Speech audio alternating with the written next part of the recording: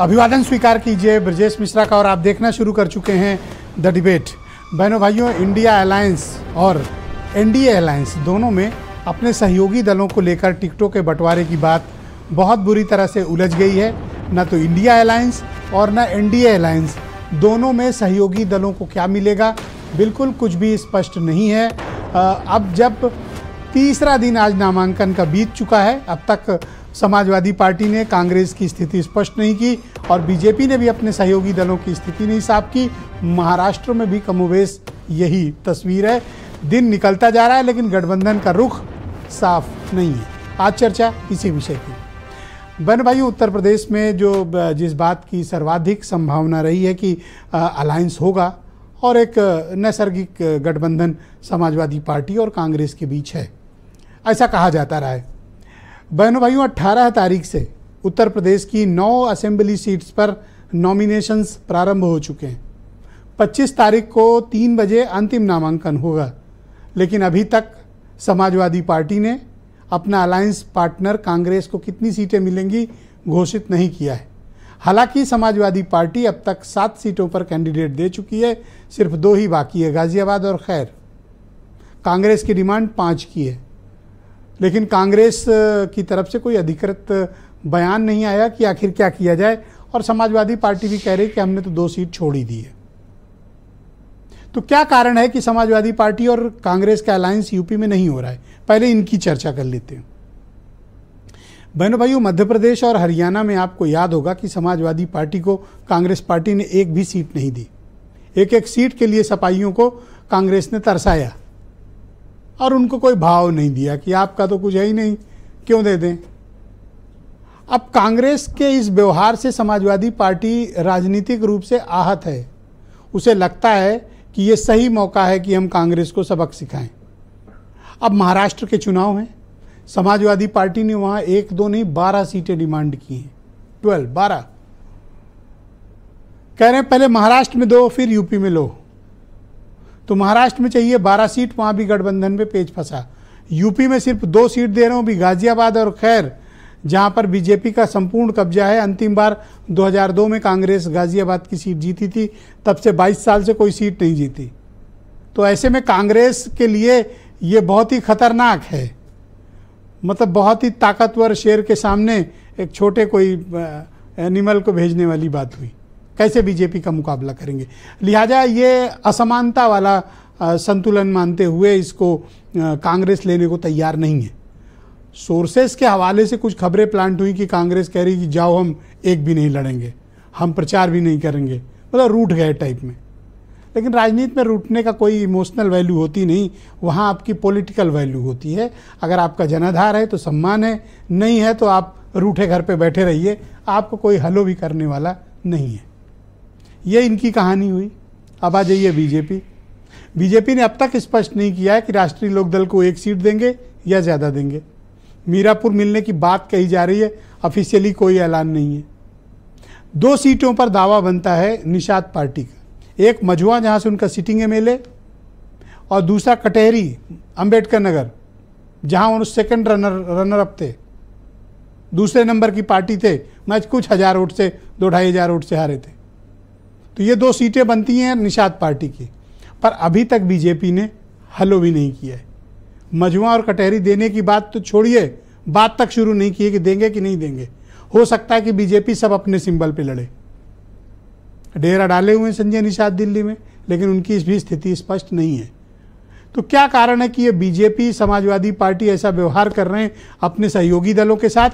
और महाराष्ट्र में पेच क्यों फंसा हुआ है और वहाँ इंडिया अलायंस की सीटें ना शिवसेना की फाइनल हो रही हैं, ना एनसीपी शरद पवार गुट की हो रही फाइनल, ना कांग्रेस की हो रही हैं, न समाजवादी पार्टी को वहाँ अभी तक कुछ मिला है। इस कारण से गठबंधन दोनों तरफ से अभी बहुत बुरी तरह फंसा हुआ है। आप कुछ स्टेटमेंट सुनिए, फिर आज की डिबेट को हम आगे बढ़ाएंगे। जो बातचीत है वो चलती रहेगी और बातचीत से ही रास्ता निकलेगा। बातचीत चलती रहेगी और गठबंधन गठबंधन रहेगा। कहीं कोई राड नहीं है, सब लोग मिलकर लड़ेंगे। हम सब लोग मिलकर लड़ेंगे, चाहे यूपी हो, चाहे महाराष्ट्र हो, चाहे झारखंड हो, मिलकर लड़ेंगे और निश्चित तौर से इंडिया गठबंधन मजबूत होकर आगे बढ़ेगा। अजय राय कांग्रेस के अध्यक्ष लगातार 5 सीटों पर दावा कर रहे थे, लेकिन अब जिस तरह से अपमान हो रहा है, ऐसे में कांग्रेस के लिए बेहतर यही है कि वो चुनाव न लड़के अपने आप को त्याग की प्रतिमूर्ति साबित करे। जबकि सच ये है कि कांग्रेस पार्टी के उत्तर प्रदेश में हैसियत बताने का काम समाजवादी पार्टी ने किया है। तो आज की डिबेट को आगे बढ़ाते हैं। आनंद दुबे उत्तर प्रदेश में भारतीय जनता पार्टी के प्रवक्ता हैं। जाने माने पत्रकार हेमंत तिवारी जी भी हमें इस डिबेट में ज्वाइन कर रहे हैं। मनोज काका समाजवादी पार्टी के प्रवक्ता हैं। प्रियंका गुप्ता उत्तर प्रदेश में कांग्रेस कमेटी की प्रवक्ता और जयप्रकाश सिंह बहुत ही वरिष्ठ पत्रकार हैं, मुंबई से सीधे हमें ज्वाइन कर रहे हैं। इनसे आज महाराष्ट्र में टिकटों के बंटवारे को लेकर फंसे पेच के बारे में चर्चा करेंगे। हेमंत तिवारी भी मुंबई की पॉलिटिक्स में बहुत रुचि रखते हैं। आप सभी का स्वागत और धन्यवाद मेरे साथ इस परिचर्चा का हिस्सा बनने के लिए। तो आनंद दुबे जी, पहले कार्यक्रम की शुरुआत आपसे कर लेते हैं।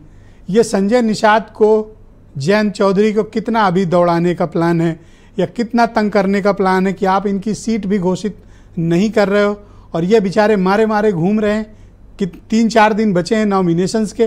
कब नॉमिनेशन करेंगे, कब प्रचार में जाएंगे, ये आप स्थिति स्पष्ट करिए। ब्रिजेश जी, उपचुनाव को लेकर एनडीए के सभी घटक दल एक साथ भारतीय जनता पार्टी के साथ, आदरणीय मोदी जी के साथ, आदरणीय योगी जी के साथ मिलकर उत्तर प्रदेश की बेहतरी के लिए काम कर रहे हैं। किसको कितनी सीट मिलेगी, कौन कहां से चुनाव लड़ेगा, इसका फैसला जल्द हो जाएगा। केंद्रीय नेतृत्व इसका जल्द ऐलान कर देगा। लेकिन जिस तरह से आप अभी चर्चा कर रहे थे कांग्रेस पार्टी और समाजवादी पार्टी की, तो आप देखिए कि स्थिति क्या हो चुकी है। कांग्रेस पार्टी की यह हालत है कि वो चुनाव लड़ना नहीं चाहती, क्योंकि कांग्रेस पार्टी को पता है कि उसे चुनाव हारना है। और समाजवादी पार्टी ने उसको ऐसी सीटें दी हैं जहां से हारना उनका तय है। हालांकि समाजवादी पार्टी यह भी जानती है कि उपचुनाव में उनको भी हारना है, लेकिन फिर भी समाजवादी पार्टी ने बनस्पत उन सीटों को अपने पास रखा जहां वो थोड़ी लड़ाई लड़ सकती हैं, और कांग्रेस पार्टी को ऐसी सीटें दी जहां कांग्रेस पार्टी का सुपड़ा साफ होने की स्थिति है। और ये पहली बार नहीं है। आप देखिए ना ब्रजेश जी, मध्य प्रदेश का चुनाव रहा हो या हरियाणा का चुनाव रहा हो, हर जगह समाजवादी पार्टी को कांग्रेस पार्टी ने अपमानित किया, कांग्रेस पार्टी ने समाजवादी पार्टी के लिए कटु वचन कहे, इनकी पार्टी ने उनके पार्टी के नेताओं के लिए कटु वचन कहे। देखिए, कांग्रेस पार्टी हमेशा चाहती है कि वो और जो उसके सहयोगी हैं वो हमेशा जूनियर की भूमिका में ही बने रहें और उसको फायदा देते रहें। लेकिन अगर उनको फायदा मिलने की जगह आती है तो कांग्रेस पार्टी उससे तुरंत किराना। जितनी चिंता आपको समाजवादी पार्टी और कांग्रेस की है, थोड़ी चिंता आप अपने सहयोगी दलों की अगर कर लेते, खास तौर पर संजय निषाद की, तो मुझे लगता है कि उनको थोड़ा सा चैन मिलता। उन बेचारों की तो आपने अभी तक उनकी सिटिंग सीट भी अनाउंस नहीं होने दी। आपने मीरापुर में आरएलडी की सीट अनाउंस नहीं होने दी। आपका खुद का रुख सहयोगियों के लिए कैसा है? नहीं ब्रिजेश जी, हमारा रुख तो सहयोगियों के लिए सदैव से अच्छा है। आप देखिए ना, संजय निषाद जी हमारी सरकार में मंत्री हैं, कैबिनेट मंत्री हैं, और हमने उनको एमएलसी भी अपनी मनोनीत सीट से बनाया है। भाई, हम उनको पूरा सम्मान देते हैं, उनके पूरे पार्टी को सम्मान करते हैं। हमारे साथ जयंत चौधरी उनको उनकी सीट दे दो भैया, सम्मान कर लेना, बाद में उनको हिस्सा दे दो। ब्रिजेश जी, मैंने स्पष्ट कर दिया ना कि बहुत जल्द हमारी सूची आने वाली है। कौन कहां से लड़ेगा, किसको कौन सी सीट मिले, वो बहुत स्पष्ट हो जाएगा। लेकिन हमारे यहाँ कांग्रेस पार्टी और समाजवादी पार्टी की तरह जो है वो नूरा कुश्ती नहीं चल रही है ना। या आप बताइए कि इस तरह उनके यहाँ भी कोई ओपन स्टेटमेंट नहीं है, आपके यहाँ भी कोई ओपन स्टेटमेंट। वो कह रहे भैया ये वाली सीट ले लो, ये वाली सीट ले लो, वो कह नहीं, वो कह रहे ये वाली सीट ले लो, वो कह रहे नहीं हम नहीं लड़ेंगे जी। तो आप तो वो वाली भी देने को तैयार नहीं हो जहां से संजय निषाद जीते हैं भाई। आप तो वो भी नहीं दे रहे हो उनको। आप देखिए अभी अबू आजमी ने, आप देखिए अभी नहीं, देखिए ना महाराष्ट्र में अबू आजमी ने क्या। अरे सर, यूपी आओ पहले डिस्कस कर लें सर। सर यूपी छोड़कर मत जाओ सर। और यूपी हमसे बिना पूछे जो है कैंडिडेट डिक्लेयर कर रही है जी। तो क्या करें फिर? यूपी में संजय निषाद को क्या कुछ देना है? उत्तर प्रदेश में नहीं, संजय निषाद जी हमारे सहयोगी हैं, हमारे साथी हैं, हमारे साथ मिलकर उत्तर प्रदेश की बेहतरी के लिए काम कर रहे हैं, हमारे सरकार में मंत्री हैं। हमारे साथ मिलकर उत्तर प्रदेश के उपचुनाव में सभी सीटों पर जीत का परचम लहराएंगे।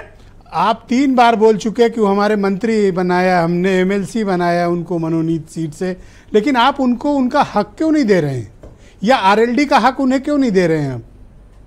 नहीं ब्रिजेश जी, उनका हक, उनका अधिकार पूरी तरह से सुरक्षित है और इसीलिए वो हमारे साथ बने हुए हैं। उनको पता है कि हम अखिलेश जी की तरह या समाजवादी पार्टी की तरह गाड़ी नहीं छीन लेते हैं, चुनाव हार जाने के बाद या सफलता न मिलने के बाद अपमानित नहीं करते हैं। हम तो सम्मान के साथ सबको साथ लेकर चलते हैं, क्योंकि हमारा नारा ही है सबका साथ, सबका विकास, सबका बहुत धन्यवाद आपका। मेरे साथ कृपया जुड़े रहिए, हम काम करते हैं। इस डिबेट को आगे बढ़ाएंगे। मैं आपके मित्र मनोज काका को आमंत्रित करता हूं, समाजवादी पार्टी के प्रवक्ता हैं। मनोज जी, क्या कारण है कि आप कांग्रेस पार्टी को उसका वाजिब राजनीतिक हक नहीं दे रहे हैं? अब तक सीटें अनाउंस क्यों नहीं हुई? नहीं, कांग्रेस पार्टी को तो वाजिब हक, आपने अपने कार्यक्रम के शुरुआती संदर्भ में एक वर्ड आपने यूज करा, नैसर्गिक, कि स्वाभाविक और प्राकृतिक हमारा उनके साथ गठबंधन है, और कहीं कोई ऐसी बात नहीं है। हमने 7 सीटों का अनाउंस करा है, अभी 2 सीटें बाकी हैं, आप जानते ही हैं। और कांग्रेस पार्टी ने भी पूरा कहा है कि हम तो साथ लड़ रहे हैं। लेकिन जो साथी बात कर रहे थे, एक जो बात है ना, रुक जाओ, साथी पे मत जाओ, जरा मेरी जिज्ञासा दूर करो। हाँ, आपकी जिज्ञासा, कौन सी सीटें 2 बाकी रह गई? हर जिज्ञासा का मुकम्मल जवाब है हमारे पास। कौन सी 2 सीटें बाकी हैं? आपको पता, 7 सीटें अनाउंस, अभी गाजियाबाद की सीट बाकी है, खैर की सीट बाकी तो यही 2 सीटें आप कांग्रेस पार्टी को दे रहे हैं? नहीं, ये सीट दे रहे हैं नहीं दे रहे हैं, अब हमारी और कांग्रेस की बैठ के बात होगी। हो सके हम सब लड़ लें, हो सके कांग्रेस को 2 सीटें दी जाए। क्या एक मिनट फिर से रिवाइंड करो। नहीं, आप सब लड़ोगे? अरे ये तो हमारे उनके बीच गठबंधन की बात है ना। देखिए, बात सीट की नहीं है। जो साथी इतना दम्भ भर रहे थे, अरे साथी को छोड़ो, मेरे से बात करो। अरे आप से बात आ रहा हूं, उस विषय पे तो बात होगी ना।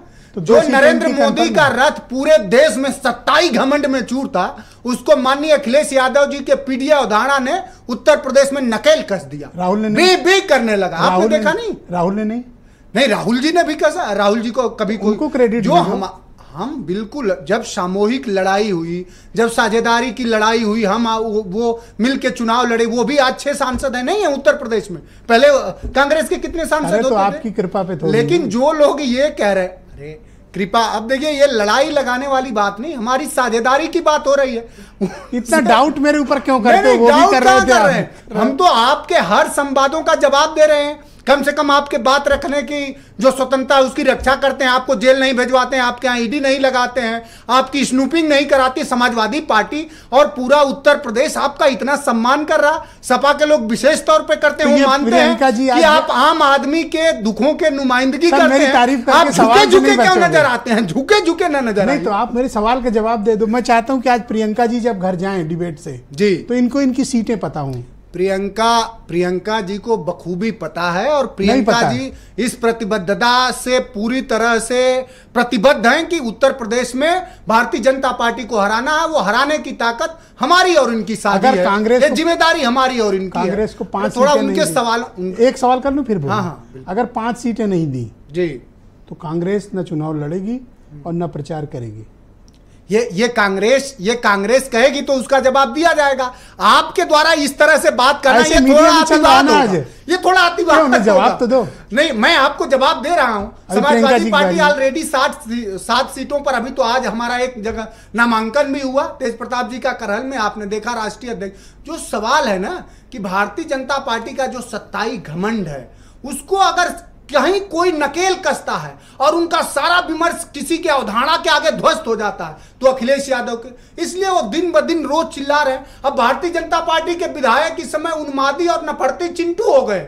वो आज मैं हैरान था कि जिन तथ्यों और जिन आंकड़ों को बहराइच की पुलिस ने नकारा, आज भारतीय जनता पार्टी की एक पूर्व नेत्री फिर वही बयान दे रही थी, नफरत फैला रही थी। तो भारतीय जनता पार्टी के लोग, अब ये कम से कम 2 लोगों पर और एफआईआर होनी चाहिए, एक नुपुर शर्मा पर और एक सलमणि त्रिपाठी पर, जो वहां के विधायक ने एफआईआर कराए। 2 नाम उनको, और चूंकि भारतीय जनता पार्टी और हमारे नेता ने जो बात कही कि किस तरह से बुनियादी सवालों से भटका जाए, ये साथी कह रहे थे। प्लीज वेट, पहला राउंड में सुनिए इनसे जब कह रहे थे कि सपा को तो हारना ही था।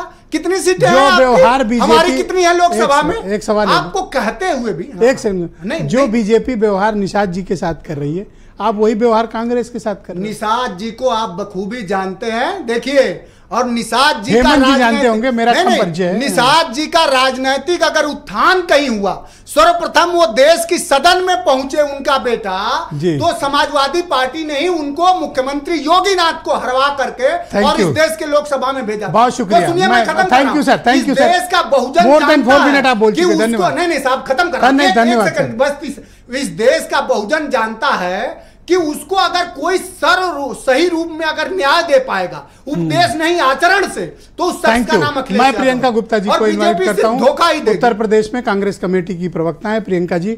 मैं तो ये उम्मीद कर रहा था कि आज आप जब डिबेट में आएंगी तो आपके पास वो नंबर्स होंगे कि कितनी सीट पर आप चुनाव लड़ रही हैं। मैंने बहुत कोशिश की कि मनोज काका आपकी सीटें बताएं, पर बात तो बन नहीं पा रही। क्या समस्या क्या है? ब्रजेश जी, मुझे लगता है कि आपकी और जनता की उम्मीद दोनों पर हम खरे उतरेंगे। और हकीकत ये है कि मैं आज ये जरूर कह सकती हूँ कि हो सकता है संख्या की दृष्टि से कोई मतभेद हो सकता है, पर समर्थन की दृष्टि से कोई मनभेद नहीं है। और समर्थन होता है, चाहे भीतर से किया जाए चाहे बाहर से किया जाए। परंतु अभी देखिए ना, भारतीय जनता पार्टी की हालत देखिए।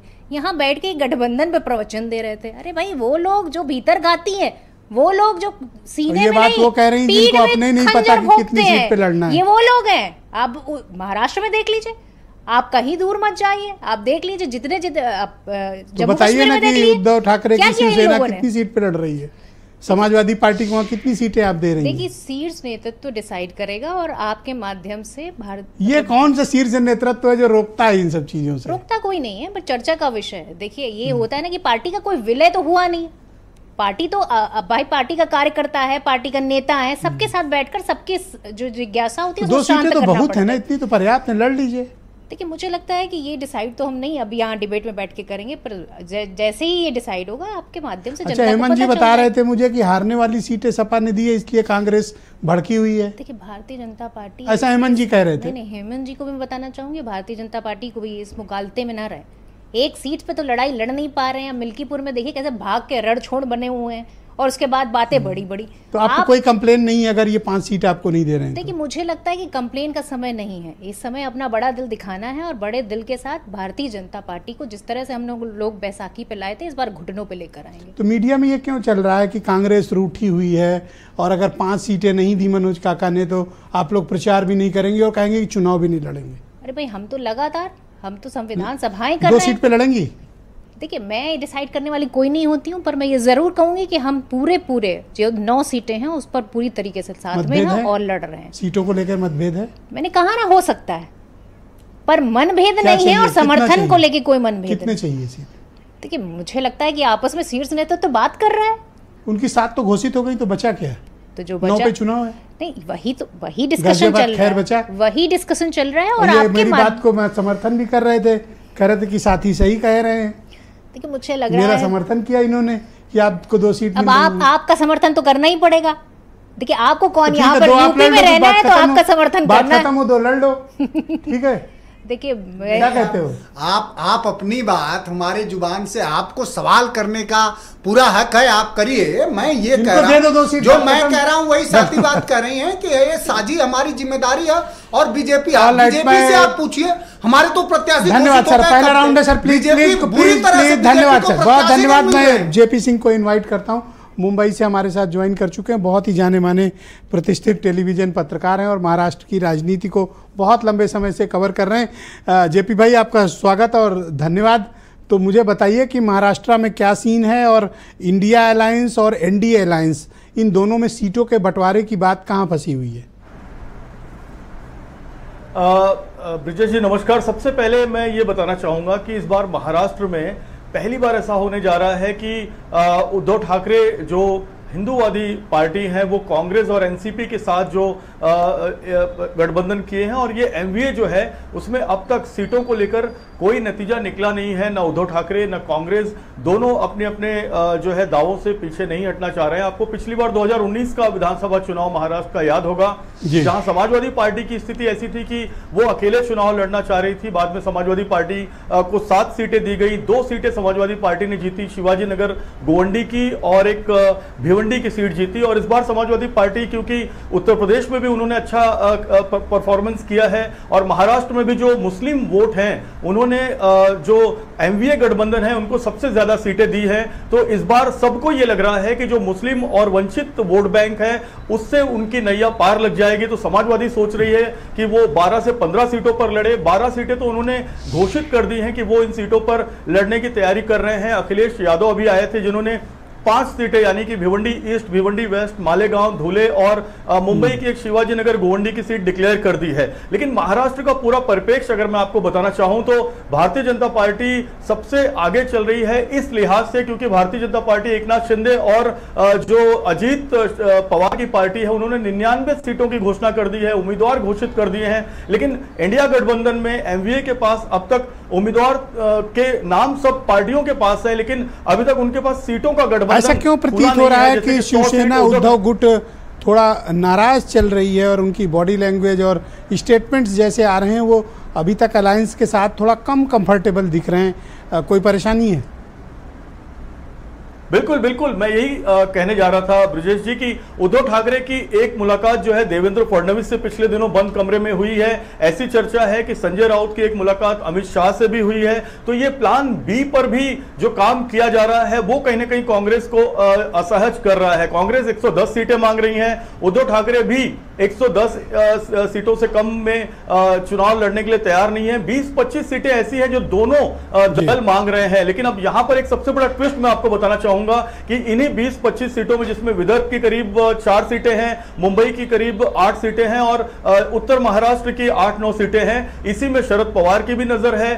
अबोसिम आजमी जो महाराष्ट्र समाजवादी पार्टी के मुखिया हैं उनकी भी नजर है। अबोसिम आजमी तो चाहते हैं कि मुंबई में भी जो मुस्लिम बाहुल्य क्षेत्र है वहां से 3 सीटें समाजवादी पार्टी को मिल जाए, क्योंकि आपने देखा होगा कि उद्धव ठाकरे को भी मुस्लिम मतदाताओं ने सबसे ज्यादा वोट दिया है। क्या आपको लगता है कि समाजवादी पार्टी का ऐसा जनाधार है मुंबई और महाराष्ट्र में कि वो 12 सीटें क्लेम कर सकें? बिल्कुल ब्रिजेश जी, मैं इसी पर आना चाह रहा था। पूरे महाराष्ट्र में 288 सीटें हैं। 288 सीटों में करीब 15 से 18 सीटें ऐसी हैं जहां पर मुस्लिम मतदाता जो है 25 से 35% के बीच हैं पूरे महाराष्ट्र में, जिसमें औरंगाबाद अगर सेक्टर को जोड़ा जाए, मराठवाड़ा के जो 8 जिले हैं उनको अगर हम जोड़े जाए, मुंबई की करीब 8-9 सीटें ऐसी हैं। तो अब उद्धव ठाकरे भी ये सोच रहे हैं कि मुस्लिम मतदाता उनकी तरफ है। शरद पवार शुरुआत से ही परंपरागत मुस्लिम वोटों पर अपना हक जताते आए हैं और समाजवादी पार्टी क्योंकि खालिस मुस्लिम वोटों की राजनीति करती है वो भी ये सोच रही है कि मुस्लिम मतदाता उनकी तरफ है। तो अब ये जो मुस्लिम मतदाता हैं जिन्होंने लोकसभा चुनाव में भर भर कर अपना वोट जो है उद्धव ठाकरे और उनके गठबंधन को, एमवीए गठबंधन को दिया है, अब सबकी नजर उस पर है। इसलिए कोई भी इनमें 3 पार्टियां, मुख्य रूप से 4 पार्टियां हैं। समाजवादी पार्टी चौथे नंबर पर है, पहले नंबर पर उद्धव ठाकरे। 2 सवाल और हैं आपसे। और समाजवादी पार्टी, लगता है कि इंडिया अलायंस आने वाले 1-2 दिनों में अपने मतभेद, सीटों के बंटवारे को सुलझा लेगा? और दूसरा, एनडीए अलायंस जिसका नेतृत्व बीजेपी कर रही है, अभी तक एनसीपी अजीत पवार और एकनाथ शिंदे की पार्टी कितनी सीटों पे लड़ेगी, उनके यहाँ क्या स्थिति स्पष्ट हुई?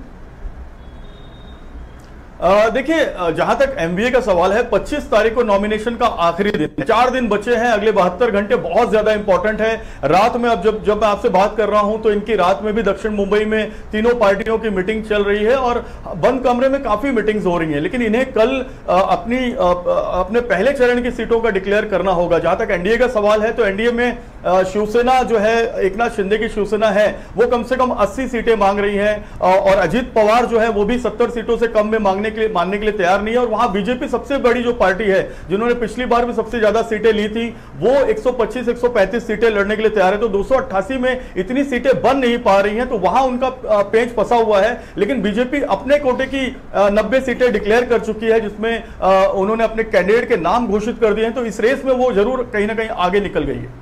शुक्रिया जेपी सिंह जी, हमारे साथ मौजूद रहिएगा। मैं रुख करता हूं हेमंत तिवारी, बहुत ही जाने माने राजनीतिक मामलों के पत्रकार हैं, उत्तर प्रदेश और महाराष्ट्र की राजनीति में काफ़ी दखल रखते हैं। हेमंत जी, आपका स्वागत और धन्यवाद। मैं जानना चाहता हूं कि उत्तर प्रदेश के उपचुनाव में ये जो दो बड़ी पार्टियां हैं, समाजवादी पार्टी और बीजेपी, ये अपने सहयोगी दलों को के साथ इस तरह का व्यवहार क्यों कर रही हैं कि उनकी सीटें तक अब तक क्लियर नहीं हो रही हैं, चाहे वो बीजेपी निषाद पार्टी और आरएलडी के साथ कर रही हो या समाजवादी पार्टी कांग्रेस के साथ कर रही हो।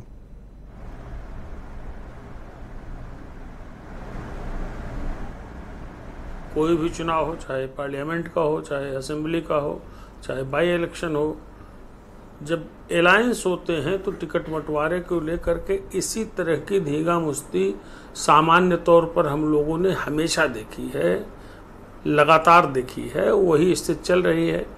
लेकिन जो परिस्थितियां हैं, मुझे लगता है कि दिक्कत फाइनली न तो इधर होगी न उधर होगी। जहाँ तक इंडिया अलायंस का मसला है, इंडिया अलायंस का उत्तर प्रदेश में मतलब समाजवादी पार्टी जो बड़े भाई की भूमिका में यहाँ है, और कांग्रेस चूँकि पिछले 3.5 दशक से बड़ी दुर्बल स्थिति में रही है, तो उसको यहाँ छोटे भाई की भूमिका निभानी ही पड़ेगी, क्योंकि पिछले कई चुनावों में उसका परफॉर्मेंस बहुत ज़्यादा खराब रहा है। मतलब ऐसे लगता रहा जैसे कांग्रेस के 5 सीटों के दावे को आप खारिज करते हो? मुझे लगता है कि कोई विवाद ही नहीं होगा फाइनली। जिस तरीके से आज अखिलेश यादव ने बोला है करहल में, और जैसे प्रदेश अध्यक्ष कांग्रेस के अजय राय ने बोला है महोबा में, फाइनली कुछ दिक्कत नहीं होगी। 5, 7 और 2 अखिलेश यादव के साथ 2 उनके 2 क्यों, इसका भी बहुत सटीक कारण है। तो ये तो फिर गाजियाबाद और खैर, तो ये तो शेर के सामने अकेला छोड़ देने वाली बात हुई। कहाँ बीजेपी देख रहे हैं वहाँ माइटी पॉलिटिकल पावर है। समझिए इस चीज को, कांग्रेस बहुत लंबे इरादे से इस बार मैदान में है, ध्यान रखिएगा। खैर में उसने उस महिला को प्रत्याशी बनाने की प्लानिंग पहले से कर ली थी। कौन से नए नाम की जगह नहीं याद आ रहा है, जो 2022 में बीएसपी से लड़ी थी और उनको 65,000 वोट वहां से मिले थे। फिलहाल वो कांग्रेस में आ गई हैं। और गाजियाबाद सदर की सीट, जहां तक प्रश्न है, डॉली शर्मा लोकसभा चुनाव में वहां से प्रत्याशी थी, और जो ये असेंबली सेगमेंट आता है गाजियाबाद प्रॉपर, वहां 1 लाख से ज्यादा वोट मिले थे। तो ऐसी सूरत में मुझे लगता है कि कांग्रेस की सेहत को देखते हुए यही 2 सीटें ज्यादा मुफीद। तो ये खबरें क्यों आज मीडिया में तैरती रही कि 5 सीट दो, नहीं तो चुनाव नहीं लड़ेंगे यूपी में और प्रचार भी नहीं करेंगे? प्रचार, ये खबर तो ये हवा है, लेकिन मुझे ऐसा नहीं लगा। देखिए ऐसा, सुनिए मेरी बात, ये दोनों लोग इकट्ठा क्या हुए थे ब्रजेश जी, आपसे अधिक कौन जानता है? पूरी दुनिया जानती है कि दोनों की अपनी ज़रूरतें थी लोकसभा चुनाव में। मुस्लिम वोटों का बंटवारा न हो, दलितों का जो थोड़ा सा अट्रैक्शन बढ़ा है वो टूटे न, इस वजह से इसमें उनका भी फायदा था, इनका भी फायदा था। फायदा हुआ। कांग्रेस जो पिछले लोकसभा चुनाव में 1 सीट मात्र रायबरेली की जीती, उसकी 6 सीटें हो गई। तो उसका भविष्य भी देखिए 2027 तक तो अलायंस किसी कीमत पर नहीं टूटेगा, मुझे जो लगता है। आपके हिसाब से तो लग रहा है कि कांग्रेस को झुक जाना चाहिए। इसमें मुझे झुकने वाली बात नहीं। कांग्रेस अपना परफॉर्मेंस खुद देख ले, पिछले 5-6 विधानसभा साफ कह दे रहे हो, क्या बचा उत्तर प्रदेश में क्या परफॉर्मेंस रहा है। अरे साहब, कई सीटें तो ऐसी हैं जहां वो हजार में रह जाते थे, मतलब 2000, 2500, 3000 वोट पाते थे। लेकिन कांग्रेस नहीं मानेगी। हाँ, जो बात महाराष्ट्र की कही जा रही है, मैं एक चीज क्लियर कर दूं। महाराष्ट्र में समाजवादी पार्टी ने 12 सीटें मांगी हैं, लेकिन 7 सीटों पर उसका बड़ा नेचुरल क्लेम है, ध्यान रखिएगा। 2 उसके जीते थे, 2 रनर अप रहे थे, और 3 ऐसे उसके कैंडिडेट थे जो 3rd पोजीशन थे। लेकिन वहां भाजपा जीती और दूसरी पोजीशन एनसीपी में अजीत पवार गुट की रही। तो मतलब स्वाभाविक रूप से भाजपा के बाद अगला प्रत्याशी पिछले चुनाव में जो रहा है वो समाजवादी पार्टी का रहा है। तो क्या 12 सीटों का क्लेम बनता है? कुछ ज्यादा तो नहीं मांग लिया? या आपको लगता है 7-8 सीटें तक केवल अफोर्ड कर पाएंगे ये लोग, जैसा जेपी अभी बता रहे थे? 7 सीटें ऐसी थी जहां आज की तारीख में समाजवादी पार्टी मतलब 2 तो जीती ही थी, 5 सीटों पर एक तरीके से मान लीजिए एक नंबर 2 रही थी। हालांकि 2 सीटों पर नंबर 2 रही थी, 3 सीटों पर नंबर 3 रही थी। लेकिन चूंकि अजीत पवार इस खेमे में आ गए हैं, भारतीय जनता पार्टी के एनडीए में आ गए हैं और भारतीय जनता पार्टी उन 3 सीटों पर जीती थी, तो जाहिर सी बात है अगला उम्मीदवार कौन मजबूत, वो समाजवादी पार्टी को होगा। इसी वजह से उन्होंने क्लेम किया है। और समाजवादी पार्टी मुझे लगता है कि उत्तर प्रदेश में फिलहाल ये तो संदेश देने वाले चुनाव हैं, 2027 के पहले एक माहौल बनाने वाले चुनाव हैं, तो समाजवादी पार्टी किसी भी सूरत में कांग्रेस को नाराज नहीं करना चाहेगी और कांग्रेस की मजबूरी, न्यूनतम मजबूरी है कि वो समाजवादी पार्टी को। अच्छा, आनंद दुबे बहुत खुश हो रहे थे कि मैंने आपसे निषाद पार्टी पे सवाल नहीं किया, तो मैं पूछ ही लेता हूं आपसे कि ये आपके मित्र संजय निषाद के साथ क्या हो रहा है? मेरे मित्र तो भाजपा वाले भी हैं, समाजवादी पार्टी वाले भी हैं। संजय निषाद हाँ हमारे निजी मित्र हैं। संजय निषाद का क्लेम जायज़ है। संजय निषाद को कम से कम उनकी अपनी जो सीट थी उस पर तो उनको अपना सिंबल मिलना ही चाहिए। वो कैंडिडेट की बात नहीं कर रहे हैं। जहाँ तक मैं जानता हूँ संजय निषाद ने कहा है कि प्रत्याशी भाजपा तय कर दे, हमको सिंबल चाहिए। तो कटहरी में तो नहीं, लेकिन मझवा में सिंबल। अरे इतनी बड़ी लड़ाई है, आमने सामने की लड़ाई है, अब कैसे ऐसे सीट दे दें? आप भी तो समझिए, मतलब मजबूरी बीजेपी की।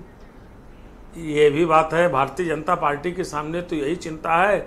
यह चुनाव भारतीय जनता पार्टी के लिए, खासतौर से मुख्यमंत्री योगी आदित्यनाथ के लिए नितांत प्रतिष्ठा का प्रश्न है। उनको 2024 के पार्लियामेंट्री इलेक्शंस के तो यहाँ बीजेपी की फिक्र कर रहे हो, लेकिन समाजवादी पार्टी की भी तो फिक्र करो। वो कैसे सीट दे दें कांग्रेस को? उनके लिए भी तो डू एंड डाई है। तो समाजवादी पार्टी और कांग्रेस का जो इस वक्त स्थितिक अनुपात है, आप उसको देख लीजिए, तो उतना फर्क तो है ही है। और क्या दे दे, जिन सीटों पे दिया है वहां कांग्रेस कहां से अपना दावा, किस प्रकार से अपना दावा वहां क्यों? मझुआ के प्रभारी उत्तर प्रदेश कांग्रेस के अध्यक्ष रहे हैं, अभी भी मझुआ के वो प्रभारी हैं। फूलपुर में उनका क्लेम है कि कभी कांग्रेस वहां से जीतती रही है। आप कैसे कैसे खारिज कर सकते हैं उनका क्लेम? अरे कभी तो कांग्रेस पूरा राज करती रही हिंदुस्तान में, उत्तर प्रदेश में लगातार उसकी सरकारें बनती रही, तो कभी की बात कभी नहीं है, अभी की बात हो रही है। अभी जो निकटतम अभी आपका है, निकटतम अतीत है, वहां आपका क्या रहा है ये देखना पड़ेगा। इसलिए मुझे नहीं लगता है कि कांग्रेस का वहां कोई बहुत मजबूत क्लेम बनता है। ऑलराइट हेमंत जी, प्लीज हमारे साथ बने रहिएगा। इस डिबेट का दूसरा चरण प्रारंभ करते हैं। आनंद दुबे उत्तर प्रदेश में बीजेपी के प्रवक्ता हैं। देखिए, कम से कम 2 सीटों का क्लेम तो निषाद जी का बनता ही है, और अभी हेमंत जी ने लॉजिक भी दिया कि भाई एक सीट तो उनकी अपनी थी, दूसरे पर रनर अप थे, तो उनको मिलना चाहिए, और उनके अपने सिंबल पे क्यों नहीं लड़ सकते? आप ऐसा क्यों कर रहे हैं उनके साथ? ब्रिजेश जी, मैंने पहले ही स्पष्ट कर दिया है कि अभी टिकटों का जो है उम्मीदवारों का ऐलान नहीं हुआ है। केंद्रीय नेतृत्व, एनडीए के जो घटक दल है हमारे, हम सबके साथ बैठ के फैसला करते हैं, आम सहमति के आधार पर फैसला करते हैं। हम कोई कांग्रेस पार्टी और समाजवादी पार्टी थोड़े ना है कि इधर कहें कि नहीं भैया हम गठबंधन में, उधर सूची भी जारी करते रहे। आप पूछिए ना इनसे, वहां सूची जारी कर रहे हैं, यहां सूची जारी कर रहे हैं। पिछले चुनाव में आपने देखा किस तरह से अखिलेश यादव जी को बुला के बैठा लिया, उसके बाद जो है कोई बातें नहीं की। अखिलेश जी ने कहा कि भाई हमको बताया ही नहीं कि ये चुनाव, ये केवल लोकसभा के लिए गठबंधन है, विधानसभा के लिए नहीं है। तो हमारे यहां इस तरह की कोई दिक्कत नहीं है। सारी बातें जो एनडीए का फोरम है उस पर होती है। हमारे पास केंद्रीय नेतृत्व के पास सारी बातें जाती हैं और उसके आधार पर फैसला होता है। अब मैं सुन रहा था हमारे भाई मनोज काका जी बड़ी बड़ी बातें कर रहे थे, नफरती चिंटू बता रहे थे। अरे नफरती चिंटू किनकी पार्टियों से निकल रहे हैं, किनके ऊपर घिनौने आरोप लग रहे हैं? किसी के ऊपर तस्करी का आरोप लग रहा है, इनके पार्टी के नेताओं पे किसी पे रेप का आरोप लग रहा है, किसी पे किस तरह का आरोप लग रहा है, और ये बैठ के यहाँ हमें नफरती चिंटू बता रहे हैं। राजस्थान में एक आपके मुख्यमंत्री पद के जो उम्मीदवार थे उनकी एक वीडियो क्लिप वायरल हो रही, देखे नहीं? डिबेट में अपनी अपनी बारी बोलना है ना। आप थोड़ा सोशल मीडिया का भी अध्ययन करके आया करिए। एडीआर की रिपोर्ट है कि सबसे ज्यादा बलात्कारी और व्यभिचारी, तो आप सुनो किस पार्टी में है? भारतीय जनता पार्टी। भारतीय जनता पार्टी का आदर्श रूप क्या है? राम रहीम। भारतीय जनता पार्टी के आदर्श पुरुष कौन है?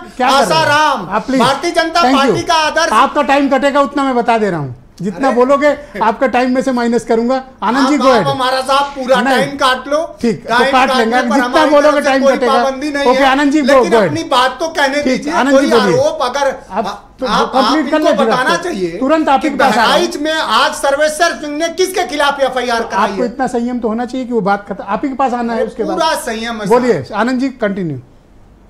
और जो इनका टाइम है वो आनंद जी दिया जाए, बोलिए। अरे हमारा जहरा दे दीजिए उनको। हाँ?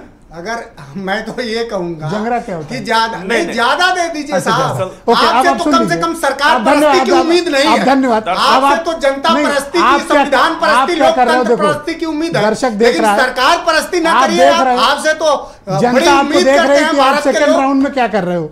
पब्लिक खुद देख रही है। आनंद एक बार भी टोके नहीं है आपको। आप में इतना संयम होना चाहिए कि आप संरक्षण क्यों आनंद आप बोलिए। नहीं, आप ही कितना बोले जा रहे हो, उनको बोलने दो भाई। इनका टाइम आनंद जी को दिया जाए जितना डिस्टर्ब किया है। बोलिए आनंद जी। अब मैं बोलूं? हाँ बोलिए। देखिए, दोष मनोज यादव का नहीं है। मनोज यादव चूंकि ऐसी पार्टी में है कि उस पार्टी के संस्कार ही यही हैं। हल्ला करो, चिल्लाओ, सर आप मुद्दे पे आओ सर, पर्सनल मत हो, बातें करो, मुद्दे पे आओ भाई। इनके मुद्दे पे आओ। नहीं, वही मैं बता रहा हूं। इनके संस्कार तो निकल के नवाब यादव के रूप में आ रहे हैं, मोहित खान के रूप में आ रहे हैं। इनके पार्टी के राष्ट्रीय स्तर के पदाधिकारी तस्करी में पकड़े जा रहे हैं, जाली नोट के धंधे में पकड़े जा रहे हैं। इनके विधायक अवैध शराब कांड में जेल में हैं। तो इनकी चरित्र को पूरा उत्तर प्रदेश देख रहा है। और ये आज जो मुकदमा हुआ है बहराइच में, आपकी ही पार्टी के विधायक ने आपके ही नेताओं पर दंगा की एफआईआर करा दी है। ब्रिजेश जी, जिस तरह से इन लोगों ने ठगबंधन बनाया था ना उत्तर प्रदेश को और देश की जनता को ठगने के लिए जी, कांग्रेस पार्टी ने और समाजवादी पार्टी, अब दे रहा हूं टाइम आपको दूंगा। बहुत बढ़िया डिबेट आज है, अपने बारे में बोलना। गाली देते हैं, नहीं सुनिए। हाँ। ये एक दूसरे को गाली देते हैं, एक दूसरे को अपमानित करते हैं और उसके बाद जो है आरोप हम पे लगाते हैं। और नेताजी को इस बात को पहले ही समझ गए थे। नेताजी इस बात को समझ चुके थे कि कांग्रेस पार्टी का चरित्र क्या है, इसीलिए वो हमेशा वो सब तो ठीक है, लेकिन जो इंसाफ की लड़ाई हेमंत तिवारी लड़ रहे हैं संजय निषाद के लिए, हक मांग रहे हैं, वो आप देने में क्यों परहेज कर रहे हो? देखिए क्या बात है। भारतीय जनता पार्टी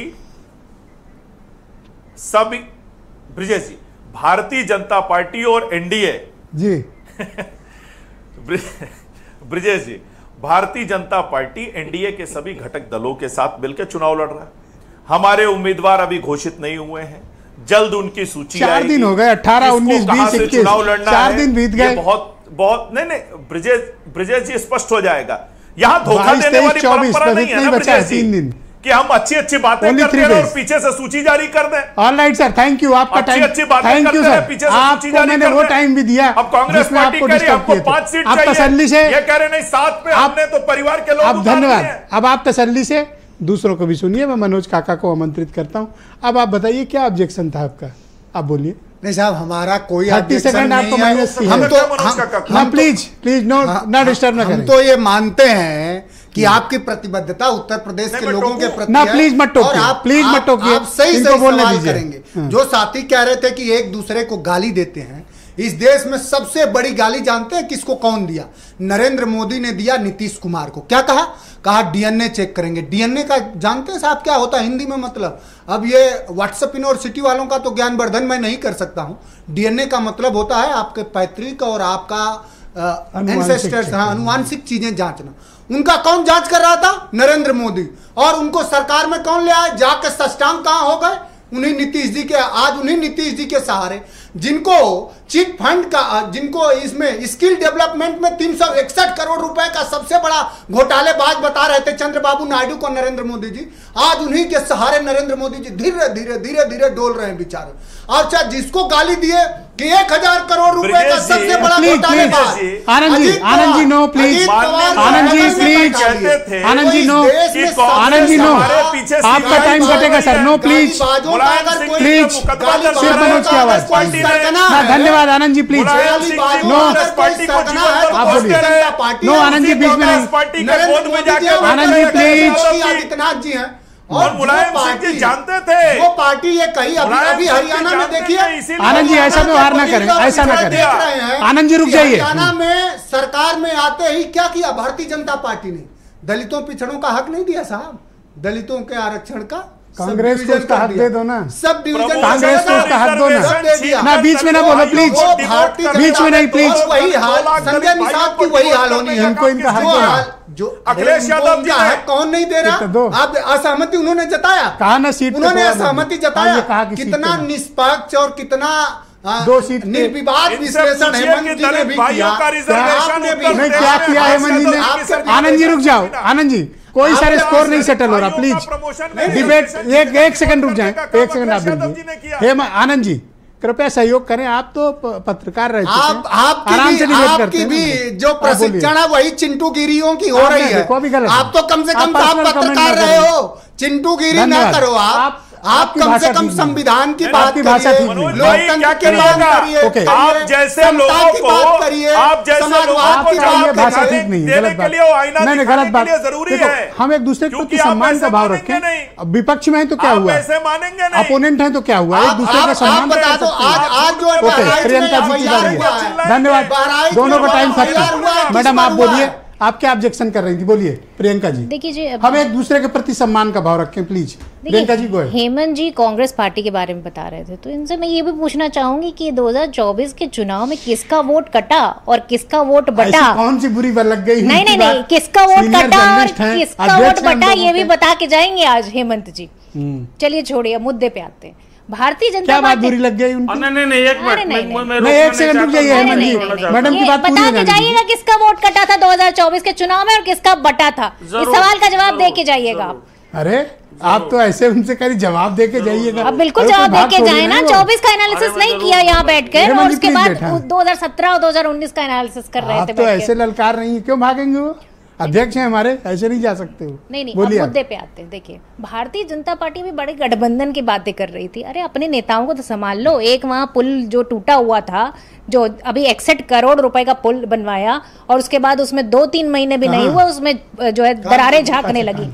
कानपुर का किस्सा है, ये छोड़िए, आप बहराइच में देखिए जो दंगे हुए, इनको बोलने दो। हाँ। नहीं जो बहराइच में दंगे हुए, आप ये देखिए कि बहराइच में जो दंगे हुए, इनका खुद का विधायक कह रहा है कि भारतीय जनता पार्टी के कार्यकर्ता उस दंगे में शामिल थे, उनके बेटों को भी मारने की कोशिश की।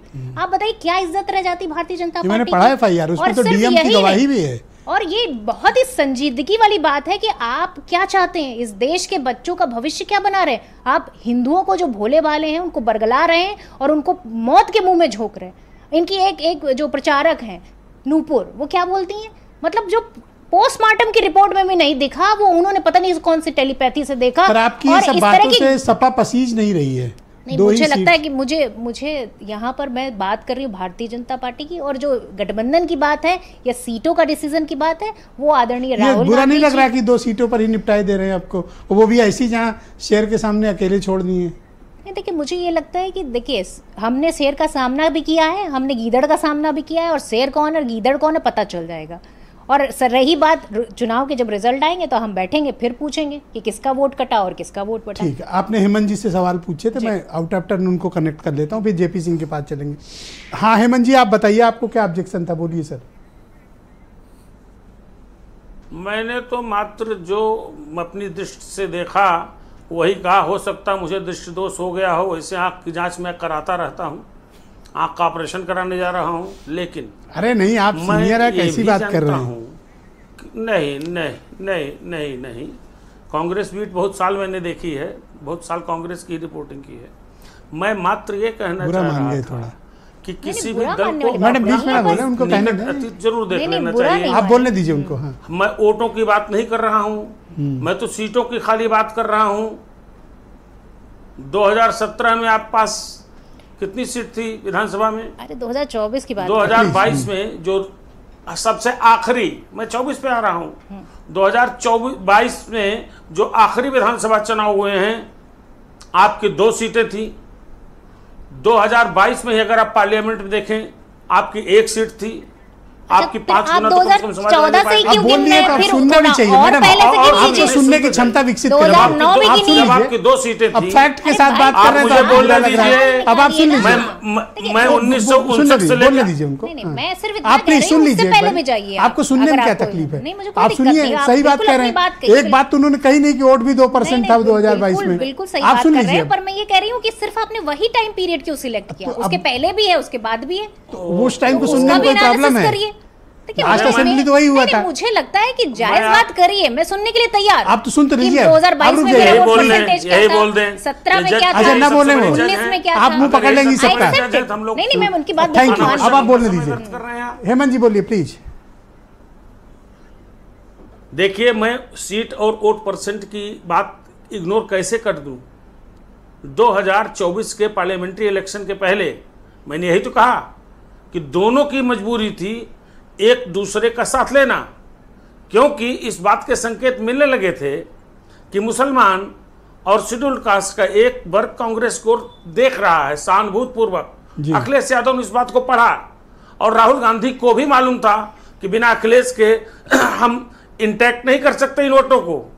उसके बाद ये परिणाम आया, उसके पहले के परिणाम जरूर हमको सोचना चाहिए। लेकिन आप कि कांग्रेस 2% को अंडर एस्टिमेट नहीं कर रहे हो। 2 अभी सीट थी पार्लियामेंट या इलेक्शन 1 में देखो सीट थी। क्या और शानदार सुनिए, परफॉर्मेंस किया, जब 6 आपकी सीट 2 जीत सीटें के आए। थी तो अखिलेश यादव के 111 सीटें थी। आप कांग्रेस को अंडर एस्टिमेट कर रहे हैं।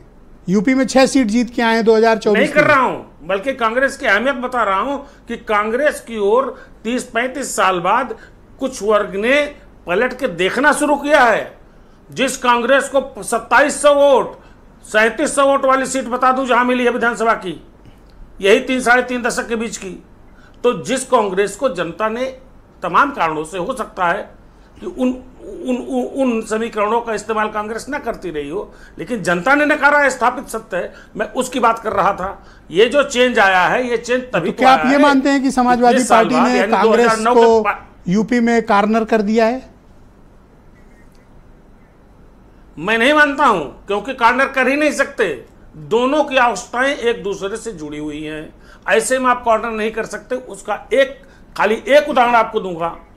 अखिलेश यादव को भी यह बात पता थी कि अगर कांग्रेस के साथ हमने अलायंस नहीं किया तो ये जो बम्पर वोटिंग पड़ी है उनके पक्ष में, मुसलमानों की, दलितों का एक अच्छा खासा वर्ग, खाली नान गैर जाटों नहीं, जाटों का भी एक अच्छा खासा वर्ग कांग्रेस को गया, तो कांग्रेस को देख रहा है।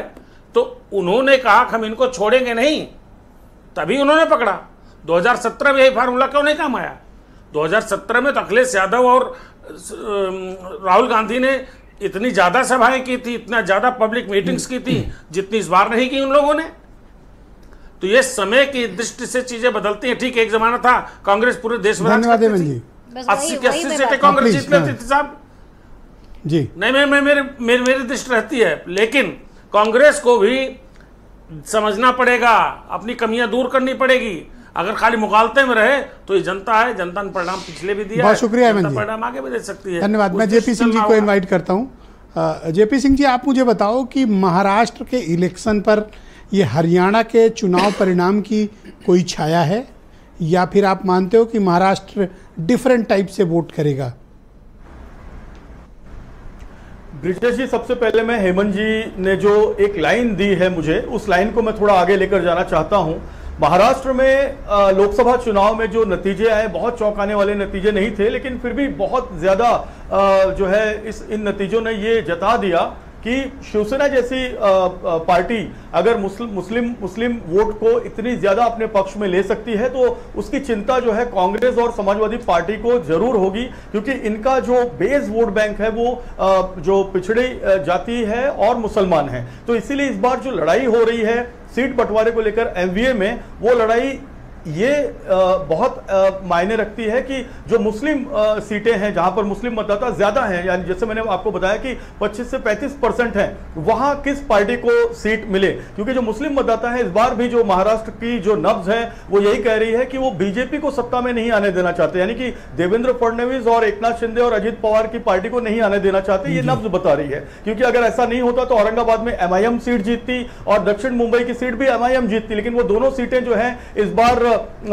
जो है कांग्रेस को वहां पर बढ़त मिली है। तो कांग्रेस चाहती है कि वो ज्यादा सीटों पर लड़े और जहां पर उसके वोट बैंक है वो कहीं शिवसेना में न खिसक जाए। कोई भरोसा नहीं है, कल उद्धव ठाकरे बीजेपी का दामन थाम ले, बीजेपी के साथ बी टीम बना ले और बीजेपी और उद्धव ठाकरे की वापस सरकार बन जाए, तो ऐसे में कांग्रेस का वोट बैंक भी खसक जाएगा और ये जो चुनाव है वो उनके हाथ से चला जाएगा। और यही चिंता जो है समाजवादी पार्टी की है। समाजवादी पार्टी ने भी ये देखा है कि पिछले बार हम 7 सीटों पर लड़े, 2 सीटें जीते और 5 सीटों पर हमारी अच्छी पोजीशन थी, तो इस बार अगर हम 12 पे लड़ते हैं, क्योंकि मुस्लिम मतदाता जो है वो निश्चित तौर पर सरकार में उद्धव ठाकरे, समाजवादी पार्टी, शरद पवार और जो कांग्रेस पार्टी है उसको लाना चाहती है। और यही जो है अब तक जो सीटों की डिक्लेरेशन नहीं हुई है उम्मीदवारों की, तो बहुत बात की बात है। ये मैंने जो प्रारंभिक सवाल आपसे किया था कि हरियाणा के चुनाव परिणाम का कोई असर आपको वहां दिख रहा है महाराष्ट्र में, वहां की राजनीति में?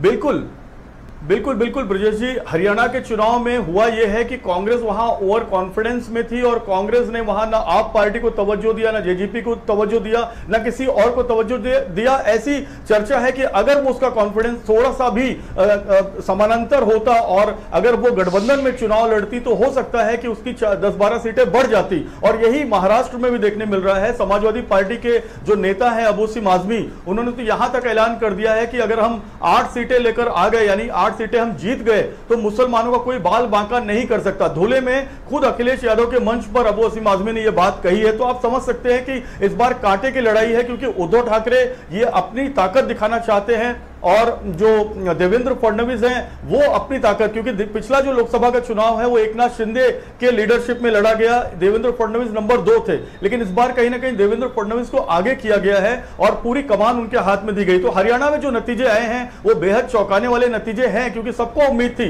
जितने भी एग्जिट पोल थे वो कांग्रेस को ही सरकार बनाते हुए देख रहे थे, लेकिन हुआ बिल्कुल इसके विपरीत। तो कहीं ऐसा महाराष्ट्र में ना हो जाए, इसीलिए फूंक फूंक कर कदम रखे जा रहे हैं। ब्रजेश जी बहुत शुक्रिया, बहुत बहुत धन्यवाद। मैं अपने सभी अतिथियों का, मेहमानों का बहुत शुक्रिया अदा करता हूं कि आप सब ने अपना कीमती वक्त निकाला और परिचर्चा में आप सब ने शिरकत की। बहनों भाइयों, आपका भी बहुत धन्यवाद कार्यक्रम को देखने के लिए। मैं उम्मीद करता हूं कि आपका आज का दिन अच्छा रहा होगा और कल इससे बेहतर होगा। नमस्कार।